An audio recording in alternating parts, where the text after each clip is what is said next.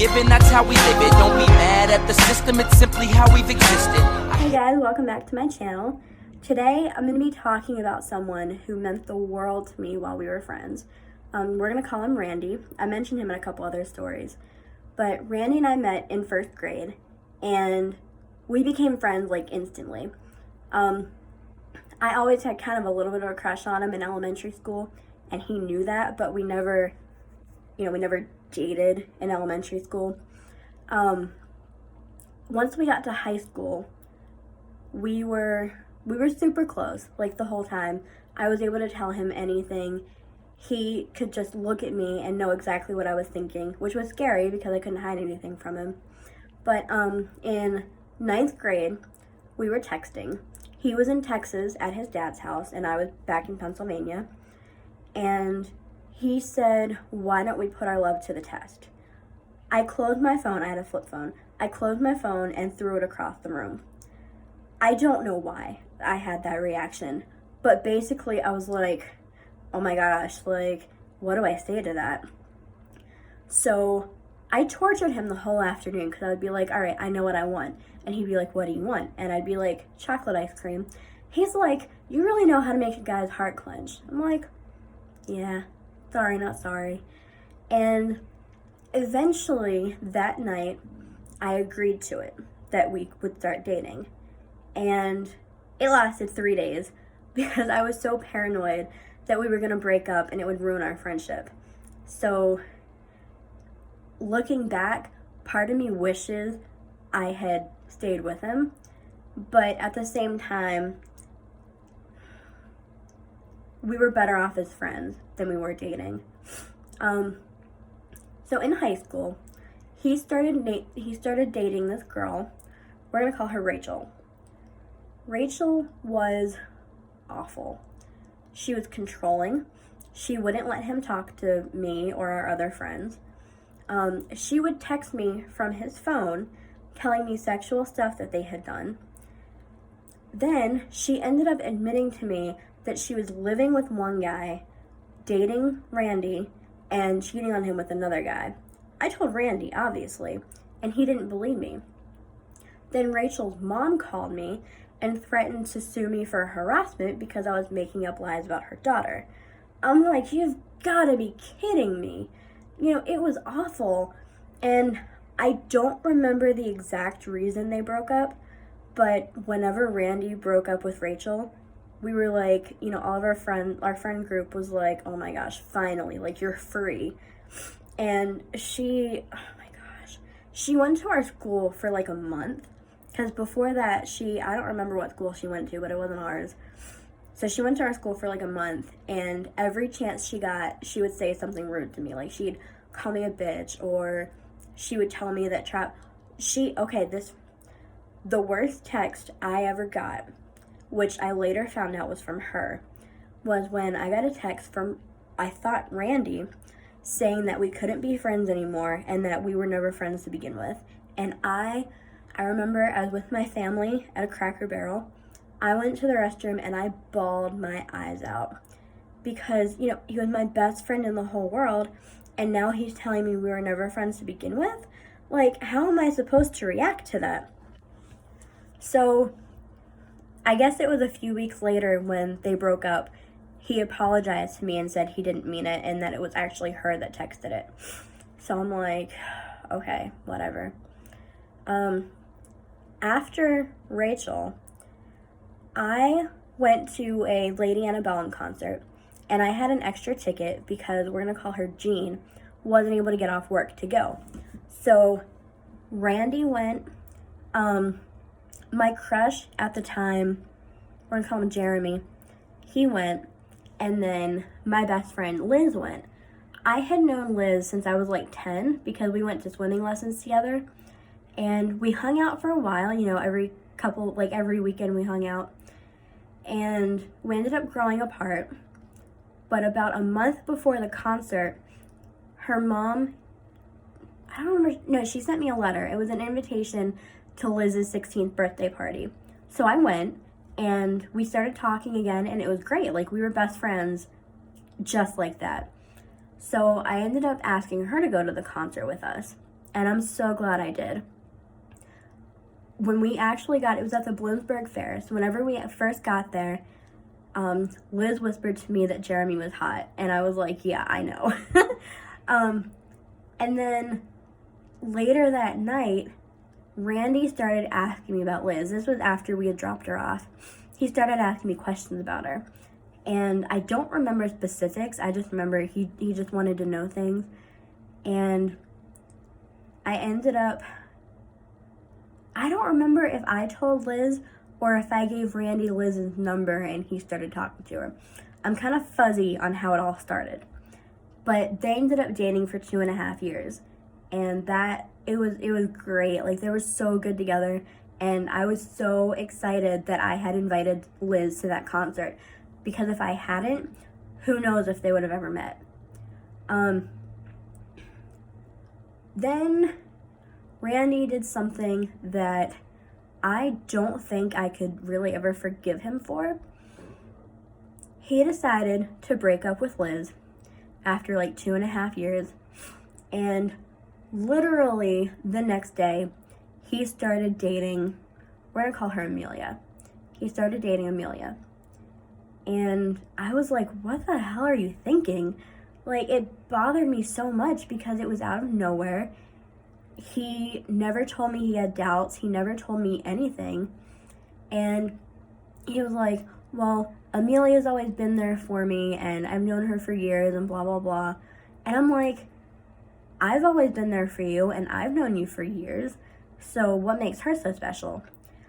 About a month later, I found out, maybe it was a little longer than a month. I don't remember. But I found out they were engaged and I was livid because in my mind, it should have been me walking down the aisle with him.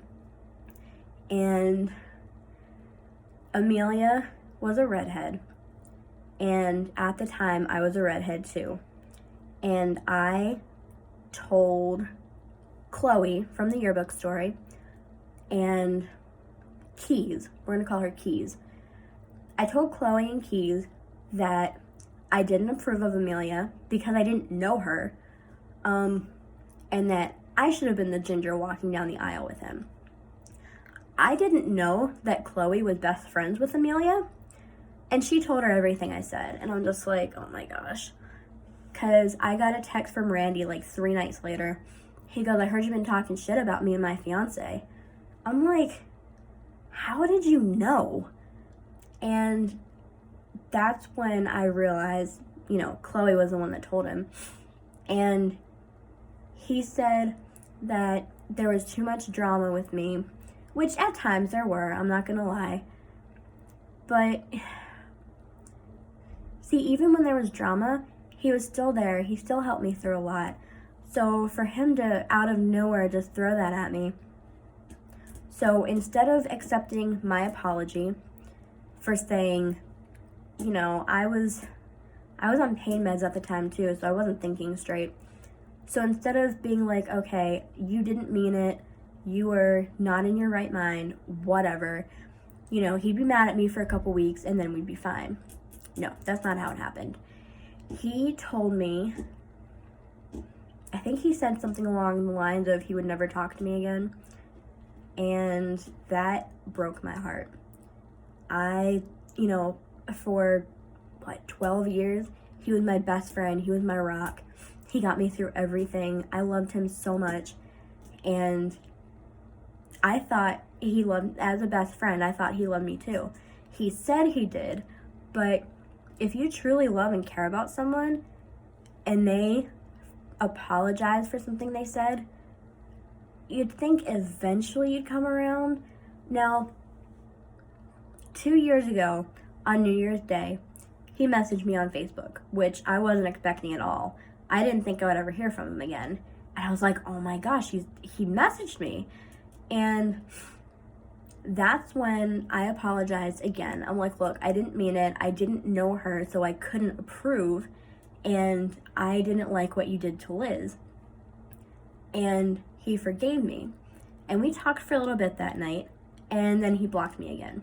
So I have no idea. I'm kind of wondering if Amelia found out that we were talking and she made him block me, because she messaged me on Facebook like the night after Randy told me off, and she was telling me I wasn't allowed to talk to them and all this other stuff.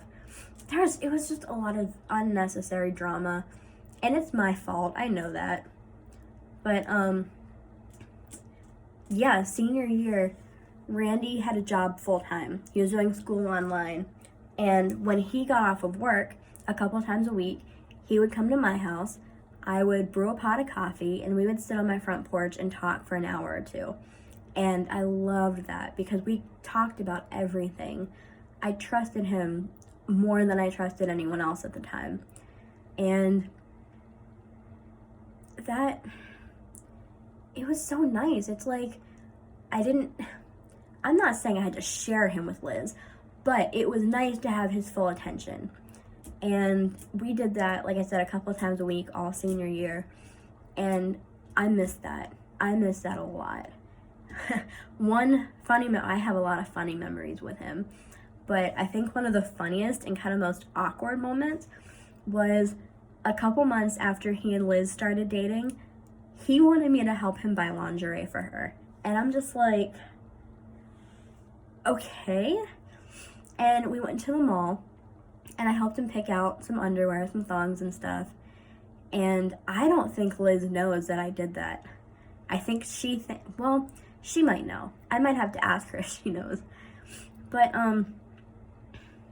yeah, if I could take back what I said about Amelia, I would. And if I